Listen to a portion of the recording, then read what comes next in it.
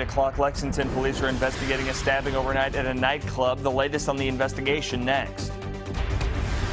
And in just a few hours, parishioners at one church in Charleston, South Carolina will be holding Mass less than a week after 9 people were gunned down there. We'll have a full report coming up. And it's the first day of summer. Not so much on the radar right now, but there certainly will be a little bit later this afternoon. It's a WKYT First Alert Severe Weather Day. Tracking, alerting, protecting. This is WKYT This Morning. Well, good morning. It is Sunday, June 21st. Thanks for joining us. I'm Sean Moody. And I'm Mike Linden. The 21st. Happy Father's Day to all the dads out there. Got to start off with that. And then today's also the first day of summer officially. Yep. I mean, spring went out with a bang yesterday with Tropical Depression Bill. It's the first time we've ever had the center of a tropical depression pass over the Lexington metro. It was cool to watch it on radar, just fly on right by. And then I also got to say, what spring? 2015, it's all summer. 2015 has been a wild year so far for weather, and we're only halfway through.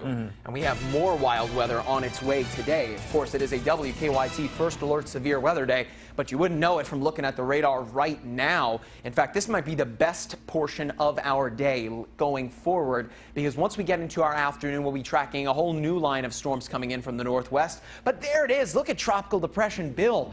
Perfect, picture perfect, photogenic radar signature spinning off to our east there. But now left behind is a lot of rainfall. Over the past 24 hours, some estimates in Fayette County, over 4 inches of rain. Scott County, the king of the hill, though, close to 4.5. But look at the difference as far as placement goes when you compare Jessamine County, you compare Winchester, and moving eastward toward Mount Sterling, less than 2 inches. When not far away from that, we had double that in Scott and Fayette County. But today, again, a First Alert Severe Weather Day because of what's looming over southern Illinois. I'll be tracking this line of potentially severe storms pushing into the bluegrass later this afternoon. I'll put a track on it and show you where you can expect to see those thunderstorms moving forward later this afternoon. That's all coming up in about 10 minutes. Sean?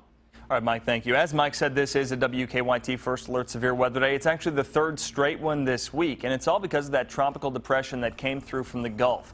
Yesterday's heavy winds and rain brought down trees and even some power lines in Lexington. A tree took power lines down here along Faulkner Road near Russell Cave on Saturday morning. Kentucky Utilities crews reported several outages in Lexington because of those storms.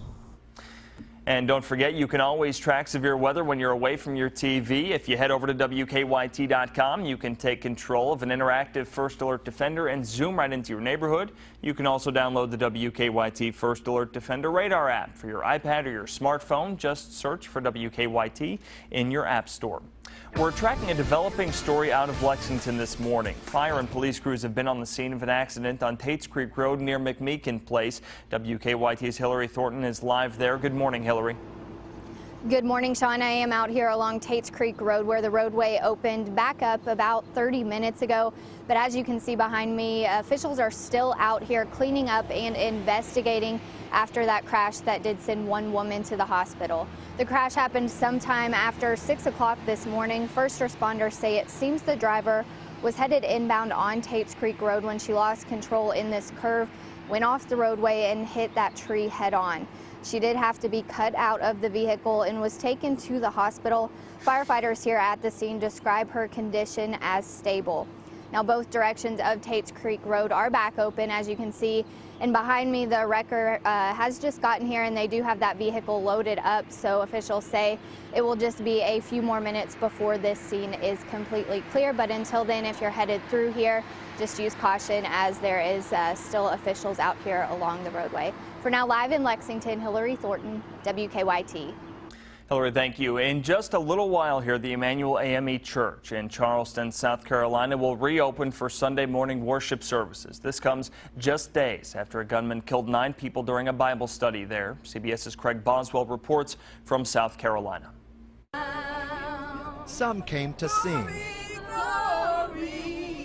Others placed flowers outside the Emmanuel AME Church in Charleston Saturday. Eva Dilligard had to be here.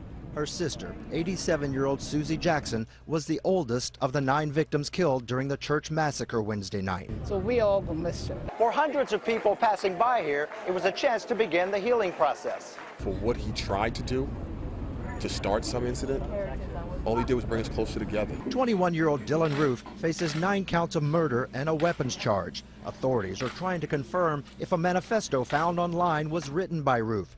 In it, the author says he was truly awakened by the Trayvon Martin case, and it was obvious that Zimmerman was in the right. The more than 2,400-word rant details hatred towards blacks, Hispanics, and Jews. And it says the author chose Charleston because at one time it had the highest ratio of blacks to whites in the country. Among the 60 pictures on the site, photos of Roof holding a gun, sitting with slave-era mannequins, and burning the American flag. Parishioners will file past this memorial on the way into the oldest black church in the South for Sunday services to say prayers for those taken way too soon. All right, also new this morning, Lexington police are on the lookout for a man who they say stabbed another man after a fight at a nightclub. Police were called to the Shell station on Richmond Road near Southland Church at around 3 o'clock this morning. Officers say 2 men got into a fight at a nightclub nearby on Woodhill Drive. That's when one of the men stabbed the other one in the shoulder. They say that man went to that nearby Shell station to get help. That's where police arrived. Also new this morning, a woman is dead and another injured after a crash in Wolfe County. Kentucky State Police say 21-year-old Courtney Standard of Louisville was killed yesterday morning in Wolfe County. Troopers said Standard and her passenger, Naisha Ankrum, were going down the Mountain Parkway in Wolfe County when they missed a curve. Standard was pronounced dead at the scene. Emergency crews took Ankrum to a hospital in Jackson, then on to UK Hospital. We don't have an update on her condition this morning. Lexington police say they've caught the second of 2 men responsible for robbing a game store back in March. Police say more than 3 months ago, 2 men robbed the GameStop on West New Circle Road. At the time, police were looking into the possibility that that robbery was connected with a string of others. On Friday, Lexington police arrested 39-year-old Kenneth Andrews for that robbery. The other suspect, Darnell Thomas, was arrested days after the robbery, and more than a dozen others. Andrews is charged with robbery. Police are still on the lookout for suspects this morning after they say 3 men stole thousands of dollars worth of merchandise from a jewelry store near the Fayette Mall. This happened at the Jared Jewelry Store on Reynolds Road on Friday evening. Lexington police say the thieves walked in and used a sledgehammer to bust open a display case full of jewels. Police haven't arrested anyone. They say the suspects were 3 men wearing black hoodies driving a maroon Dodge Caravan, and police say this is not technically considered a robbery because there wasn't a threat of force. Officers said some of the employees were inside the store at the time, but there were no customers. A fire is under investigation in Lexington. Around 9 o'clock yesterday morning, investigators said a fire broke out inside a bedroom at a home on McLean Drive. We're told the family was home and 2 people had to be treated for smoke inhalation, but firefighters did not have to take anyone to the hospital. Well, he may be small, but his heart is huge. The state of Indiana honored a 6-year-old boy for saving his dad's life just in time for Father's Day. 6-year-old Xander McFeeters accepted the Hobie's Heroes Award earlier this week. His dad was on a tractor when a tree limb knocked him out back in October. The little boy turned that tractor off and then ran to get his dad help. Xander is by far the youngest person to receive this award. Great job to him there. Well, it is 8:08 on your Sunday morning, and we are just getting started. It's a great festival for the handyman in your family. We are stuck with a story on duct tape when we return. And it's a WKYT First Alert Severe Weather Day. I'll put a track on strong to possibly severe storms diving in from the northwest coming up after a quick break. Now at 8:30, we're tracking a developing story out of Lexington this morning where police say a woman was injured in a car crash. Full report coming up next. And dozens of people were walking last night as part of a peace walk in memory of a man murdered at Duncan Park. And it's a First Alert Severe Weather Day. Not much on the radar right now, but we expect to find strong to severe storms later this afternoon for Father's Day. Tracking, alerting, protecting. This is WKYT This Morning. Good morning. It is Sunday, June 21st, first day of summer. Thanks for joining us. I'm Sean Moody. That's right. I'm Mike Linden. Spring went out with on a rather wet note. Of course, Mother Nature has been very interesting so far this year, but now we just have to wait on Father Time, on Father's Day, to see more active weather a little bit later this afternoon. Storms that could, Sean, take a turn from strong to severe. Here on the First Alert Severe Weather Day, not finding much on Defender so far this morning, although there certainly was quite a bit of activity on the radar yesterday afternoon. Tropical Depression Bill, for the first time, went right over the Lexington metro, the center of it, right over Lexington. And it looks like more active weather is on the way, and that's really the last thing that we need, considering the ground is incredibly saturated. Over 4 inches of rain for both Scott and Fayette County over the past 24 hours. But if we look to our northwest, we find a new line of storms beginning to develop over southern Illinois and eastern Missouri. The key, as they dive in from the northwest, that's where we typically get cooler air working its way back into the region. But it's not like we're going to cool down very much from this. In fact, the cool air ahead of this cold front is going to conflict greatly with warm, humid conditions already in place over the Bluegrass State. And once that front sweeps into Kentucky, we are looking at the potential for some strong storms out there, flooding, high winds, all quite likely. Hail and a tornado, not so much, but coming up, I'll put a track on that line of storms and show you where we expect to see them first. That's coming up in about 10 minutes. All right, Mike, thank you. As Mike was saying, it is still a WKYT First Alert Severe Weather Day. Officials across the state say while that tropical depression may have moved on, the threat remains. Lexington firefighters are reminding people to be careful when driving around high water. During storms back in April, crews had to do dozens of water rescues. This summer, they are hoping they won't have to go out there and do the same thing. Do us a favor, and if you can stay out of the water, absolutely stay out of the water. Just be a good day to order a pizza and get a movie and stay home. Sounds pretty good to me. Officials say some of the most flood-prone areas in Lexington are Russell Cave Road, Bryan Station, Newtown Pike, and Berea Road.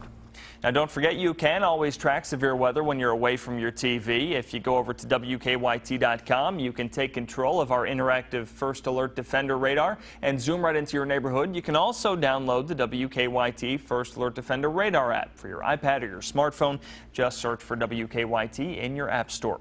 We are tracking a developing story out of Lexington this morning. Multiple fire and police crews have been out on the scene of an accident on Tates Creek Road near McMeekin Place. WKYT's Hillary Thornton is live out there. Good morning, Hillary. Good morning, Sean. I am out here along Tates Creek Road where that crash happened, just behind me over my shoulder where you can see that large tree. And just within the past about 10 minutes, officials did get this scene cleared up out here, and both directions of Tates Creek Road are now back open. The crash happened sometime after 6 o'clock this morning.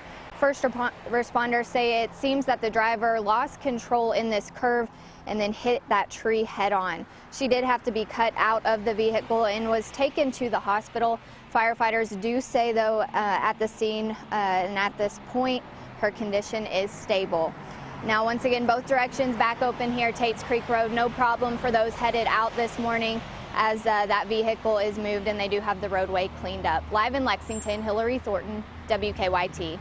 Hillary, thank you. Family members tell us he was an innocent bystander caught in crossfire. Last April, Antonio Franklin was gunned down in Duncan Park. Last night, dozens of people walked the streets for peace in Franklin's name to try and keep his tragedy from happening to other people. WKYT's Garrett Weimer has the story. Anita Franklin started this walk in memory of her son, but she says that's not who it's for. He's with God. It's about the children that are here on earth, and we need to work hard to make sure they understand we love them and support them. That's her mission. So for the second straight year, she and dozens of others took to the streets to take them back from violence. Just trying to teach the kids early, keep them as a community, keep them together, teach them stay away from the violence. As a mother, why is that something that's so important to you? I have 4 boys, so for me that's very important to keep them out, keep them off the streets, out of trouble, keep them away from everything that's been going on, which is a hard task nowadays. Duncan Park brings back a lot of memories for Anita Franklin, none more so than the mural near the place where her son died. People may not know me today, but what matters is that I make a difference in the life of a child. That means something. There's always a reason, a purpose for everything that happens. So we'll get through it together. Me and my community, we'll get through it together. With all these feet and all these faces walking in unity, Franklin says it helps her heal, knowing they're that many steps closer to stopping the violence. In Lexington, Garrett Weimer, WKYT. Organizers have also scheduled walks for July 11th and August 8th. Both of those will also start at 6 p.m. there at Duncan Park. New this morning, a man is in critical condition in Clark County after officials there say he was electrocuted while trimming a tree.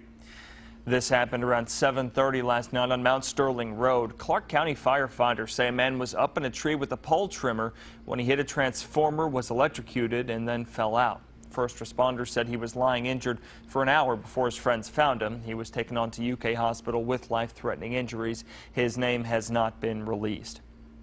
WKYT has learned the name of a man killed in a deadly hit-and-run in Floyd County. The Floyd County coroner said Jeffrey Turner was hit and killed on Thursday night as he was walking down Highway 80 near Martin. Police say the person who hit him drove away. Investigators say now they need your help finding that person. They should get life in prison to run off the boy. The boy would do anything in the world for you, Jeff would. Funeral arrangements for Turner have not yet been set.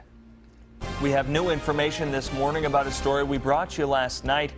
A homicide investigation is underway this morning in Bullitt County after a man was found badly injured along the side of an interstate. Around 3 o'clock yesterday afternoon, several people reported seeing a man suffering from injuries, including stab wounds, near an exit ramp.